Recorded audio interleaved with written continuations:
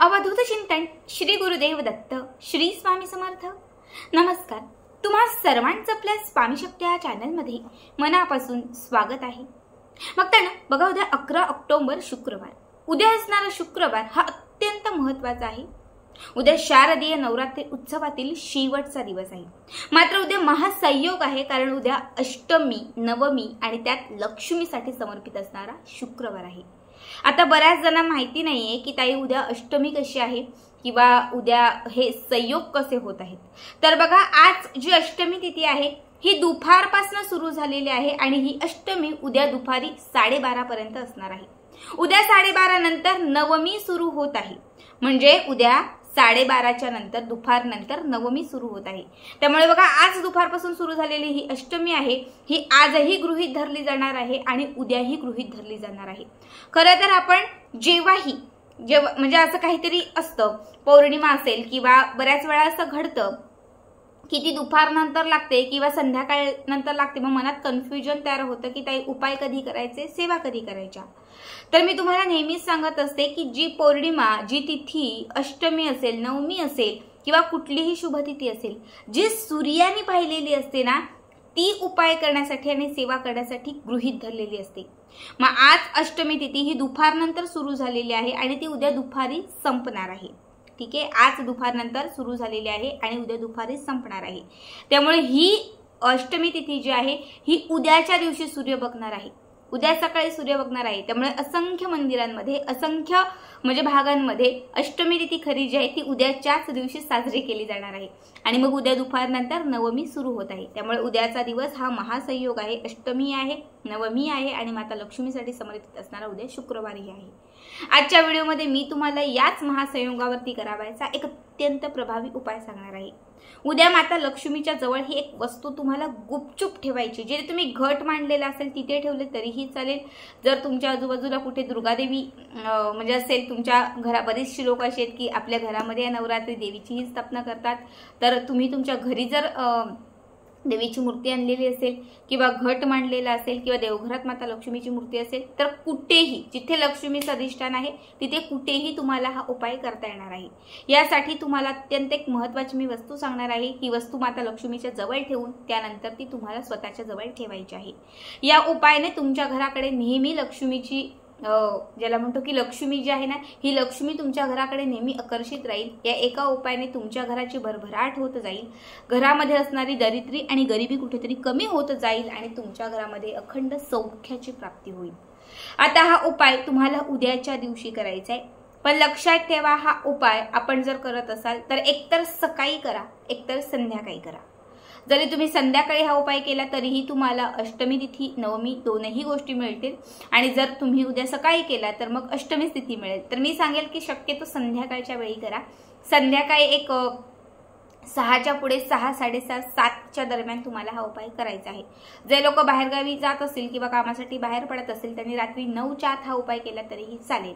यासाठी तुम्हाला लागणारी जी सगळ्यात महत्त्वाची गोष्ट आहे ती म्हणजे विड्याचं पान।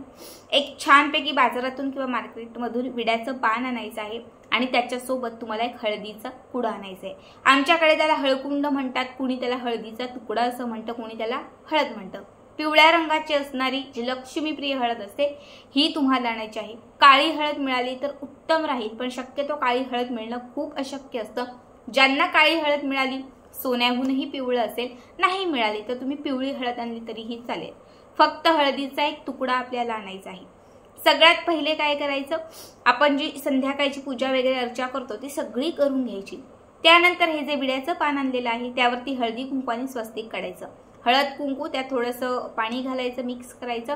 हे जे विड्याचं पान असेल त्यावरती हळदी कुंकवाचं स्वस्तिक काढायचं। बाजूला 2 रेषा, इकडनं 2 रेषा, मध्ये 4 टिंब द्यायचे।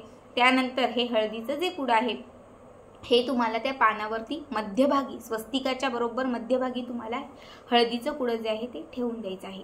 ठीक आहे, त्यानंतर आपल्याला आपल्या घरामध्ये असणारे जे अख्खे तांदूळ असतात, एका चिमटीत हे तांदूळ घ्यायचे आणि हे तांदूळ त्या हळकुंडावरती अर्पण करायचे। यानंतर तुम्हाला फुलवाले लवंग असतात, याच्या 7 जुड्या घ्यायच्या आहेत, मोजून 7 जुड्या।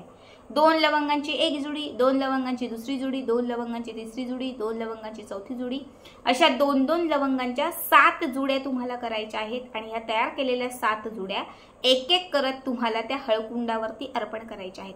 प्रत्येक वेळी ही जुडी अर्पण करत असताना महालक्ष्मी अष्टकम किंवा श्री सूक्त म्हणायचं आहे। संपूर्ण श्री सूक्त, फलश्रुती नाही म्हटली तरीही चालेल किंवा महालक्ष्मी अष्टकम सगळ्यांनाच येतं ते म्हटलं तरीही चालेल। आणि हे जे लवंगाची जुडी आहे ती त्या हळकुंडावरती अर्पण करायच्या। अशा 7ही लवंगांच्या जुड्या ज्या आहेत त्या हळकुंडावरती अर्पण करायच्या। त्यानंतर हे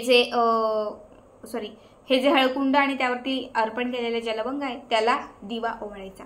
देवघरात जो तुम्ही दिवा लावलेला असेल, अखंड दिवा सोडून दुसरा कुठलाही छोटा किंवा एखादी मातीची पंटी घ्या, त्यात थोडं तेल घालून दिवा प्रज्वलित करा आणि तो दिवा त्या हळकुंडाला, त्या नागवेलीच्या विड्याच्या पाण्याला तुम्हाला ओवाळायचा आहे। त्यानंतर उदबत्त्या घ्यायच्या आहेत, उदबत्त्याही तुम्हाला त्या पानाला ओवाळायच्या आहेत। यानंतर एका वाटीमध्ये थोडासा कापूर घ्यायचा आहे, कापूर जाळायचा आहे आणि या कापराचा धूर तुम्हाला त्या पाण्याला अर्पण करायचा आहे। आणि पुन्हा एकदा महालक्ष्मी अष्टकम किंवा माता लक्ष्मीची जी आरती तुम्हाला येत असेल, दुर्गे दुर्गट भारे तुझविन संसारी, अनाथ नाथे अंबे करुणा विस्तारी।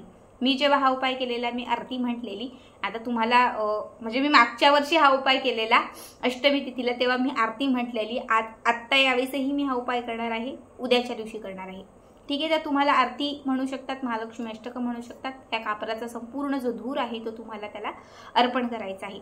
इतकं करून झालं की त्याच्यानंतर हे जे नागवेलीचं पान, त्यावर ठेवलेले हळकुंड आणि त्याच्यासोबत ठेवलेल्या लवंगा हे आपल्याला तिथेच ठेवायचे। पूर्ण उद्याची रात्रभर हे देवघरात ठेवून द्यायचे। दुसऱ्या दिवशी, आता त्याच्या दुसऱ्या दिवशी दसरा आहे, शनिवारच्या दिवशी दसरा आहे, सकाळी उठलात, तुमचं सगळं आवरून झालं, सगळं काही जे काही असेल ते सकाळचं, की त्याच्यानंतर हे जे विड्याचं पान आहे, हे विड्याचं पान तिथून उचलायचं। आता हे विड्याचं पान आणि त्याच्या सोबत ज्या लवंगांच्या जुड्या आहेत तर त्यातून हळकुंड बाजूला काढायचं आणि ज्या लवंगांच्या जुड्या आहेत, हे विड्याचं पान आणि त्या लवंगांच्या जुड्या घेऊन कुठल्याही लक्ष्मीच्या मंदिरात जायचं। कुठेही शोधा, काहीही करा, पण लक्ष्मीच्या मंदिरात जा आणि हे विड्याचं पान आणि त्या लवंगाच्या जुड्या त्या माता लक्ष्मीच्या चरणांना अर्पण करायच्या। तिथे अर्पण करायच्या, इच्छा व्यक्त करायची, माता लक्ष्मीला इच्छा पूर्ण होण्यासाठी प्रार्थना करायची। आणि हळकुंड मात्र जे आहे, हे हळकुंड कायमस्वरूपी आपण आपल्या सोबत ठेवायचं।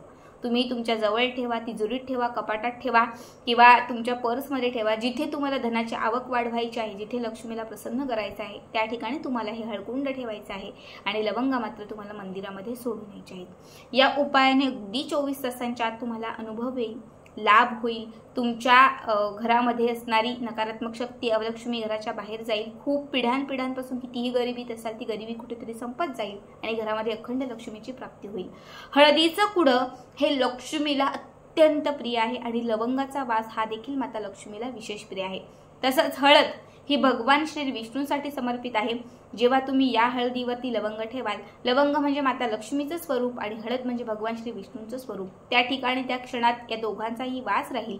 आणि जेव्हा रात्रभर ह्या दोनही गोष्टी एकत्रित ठेवाल, तेव्हा तुमच्या घरामध्ये भगवान श्री विष्णू आणि माता लक्ष्मी यांची एकत्रित कृपा राहील।